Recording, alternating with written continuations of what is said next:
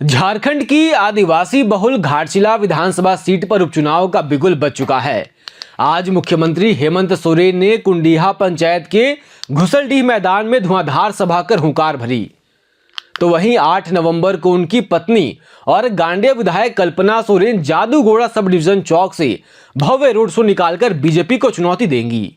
JMM की यह power couple जोड़ी घाटशिला को फिर से हरा भरा बनाने का वादा कर रही है, लेकिन सवाल यह है कि क्या पुरानी जीत का स्क्रिप्ट दोहराया जाएगा या फिर चंपई के बेटे बाबूलाल सोरेन बाजी मार लेंगे। जेएमएम केंद्रीय समिति के आधिकारिक पत्र के मुताबिक हेमंत सोरेन 3 नवंबर यानी आज घुलसीडीह में 1 बजे, 6 नवंबर नामदाबाद गोविंदपुर हाई स्कूल मैदान में और 7 नवंबर घाटशिला हाई स्कूल ग्राउंड में और वहीं 8 नवंबर को मौ भंडार राम मंदिर मैदान में जनसभाएं करेंगे।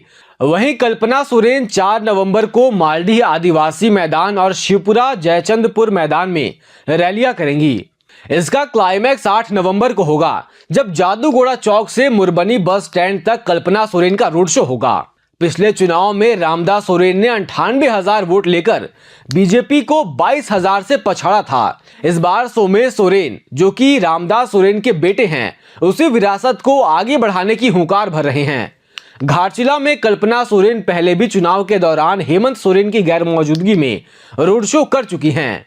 2024 के लोकसभा चुनाव में कल्पना सोरेन ने घाटशिला में रोड शो कर कहा था, वोटरों के पास हेमंत को जेल से निकालने की चाबी है। उस समय हेमंत ईडी की गिरफ्त में थे, लेकिन जनता ने जेएमएम को 34 सीटें देकर 2/3 बहुमत दिलाया। अब उपचुनाव में कल्पना की मल्टीलिंगुअल अपील यानी संथाली, सादरी, बंगाली, हिंदी, कल्पना ये सभी भाषाएं बोलती हैं। एक बार इन सभी भाषाओं में कल्पना दोबारा से पब्लिक से अपील करेंगी। वहीं बीजेपी ने फिर बाबूलाल सोरेन, जो कि चंपई सोरेन के बेटे हैं, उन्हें मैदान में उतारा है। भाजपा के तमाम दिग्गज नेता पिछले 1 महीने से घाटशिला में कैंप किए हुए हैं और लगातार क्षेत्र में घूम घूमकर बाबूलाल के पक्ष में माहौल बना रहे हैं। घाटशिला विधानसभा सीट के इतिहास पर अगर नजर डालें तो यह कहा जा सकता है कि यह सीट जेएमएम का गढ़ रहा है। 2009 में रामदास सोरेन यहां से जेएमएम की टिकट पर चुनाव जीते थे, लेकिन 2014 में बीजेपी ने सेंध लगाई और लक्ष्मण टुडू चुनाव जीते। हालांकि 2019 में एक बार फिर रामदास सोरेन ने यहां से जीत हासिल की और 2024 में भी घाटशिला पर रामदास सोरेन का कब्जा रहा।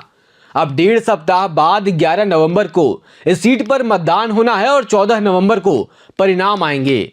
देखना होगा क्या भाजपा एक बार फिर जेएमएम के इस किले में सेंधमारी कर पाती है या नहीं, या फिर कल्पना और हेमंत का जादू बरकरार रहता है। आप इस पर क्या सोचते हैं? क्या कल्पना सोरेन और हेमंत सोरेन के रोड शो, उनकी जनसभाएं घाटशिला के चुनाव में कोई बड़ा परिवर्तन करेंगी? आपके क्या विचार हैं? कमेंट में जरूर बताएं। हमारा नाम शुभम राय है और आप ओंकार न्यूज देख रहे हैं। शुक्रिया।